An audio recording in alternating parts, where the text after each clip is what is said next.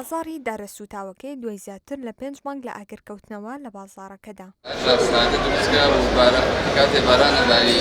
عومەر پێنجوێنی ماوەی 20 ساڵە لە بازاڕەکەدایە و بەشێک بووە لەو کەسانی ڕۆژانە لەسەر مێزێک کەلوپەلی کارەبایی دەفرۆشت، بەڵام ماوەی زیاتر لە 5 مانگە و دوای سوتانی بازاڕەکە شوێنەکەی لەدەستداوە. ئەوەش بەهۆی تەواو نەبوونی تەواوەتی پرۆسەی نۆژەنکردنەوەی بازاڕەکە.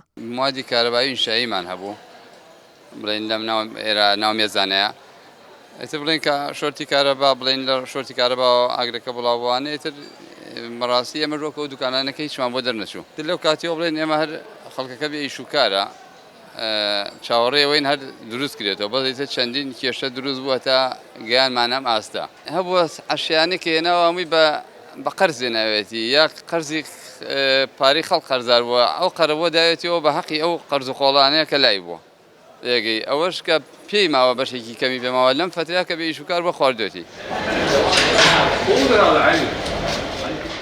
لە دوای ڕووداوی ئاگرکەوتنەوەکە و دوای مانگێک دوکانداران و کاسبکارانی زیانبەرکەوتوو قەرەبوو کرانەوە بەپێی و زیانەی بەریان کەوتووە بڕەپارەیەکیان پێدرا، بەڵام هێشتا 50% بازاڕەکە ماوە کە تەواو نۆژەن بکرێتەوە.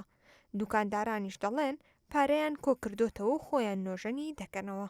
بەڵام کەم و کوڕیمان زۆر هێشتا زۆرمان ماوە تەواو بین پەناڵەکەیان بۆ دابین نەکردم خۆم لەسەر گیرفانی خۆمان کڕیمانە ئاسنەکانیش ئەوانە سەر گیرفانی خۆمان کڕیمانە هیچ کەسێک هاوکاری نەکردوین تقریبا ئێستەکانە لە 150 تەواو بووە بەڵام ئێشتا 150 ماوە پەناڵی بینی دوکانەکانم ئێشتا نەمکڕیوە پارەمان پێ نییە.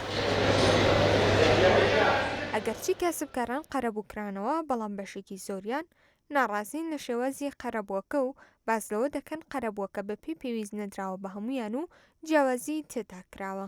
ئێستا ئەم بازاڕەتیایەتی قەرزی کردو بۆ ئەو موادە ئەم وادە هەر هەمووکەی لە ئەستۆی خۆمان بۆ خۆمان پارەمان داوە لە ئەسا بەس چیمەنتۆکەی ناوێنێتێ حکوومەت چیمەنتۆکەی یاوێنێتێ قەرەبووەکە هەڕەمەکی بوو با ئەم ڕاستیەکە پێ بڵێم هەڕەمەکی بوویتر هەبوو خەڵکێکە بوو شتەکانی بای ملیۆنی نەبوو 70 ملیۆنی وەرگرت 60 ملیۆنی وەرگرت ئەوەش کە خەڵکە دوکانارەکانی ئەم ڕیزە ئەمە هەر قەرەبوو مێ هەر داما بووین لێرە. لە 5 چواری 2025 ئاگر لە بازاڕی دارەسوتاوەکەی سلێمانی کەوتەوە و بەهۆیەوە 116 دوکان و 4 شوێنی لە فەفرۆشتن سووتە. زیانەکانیشی بە زیاتر لە 1 ملیارد دینار خەمڵێنرا.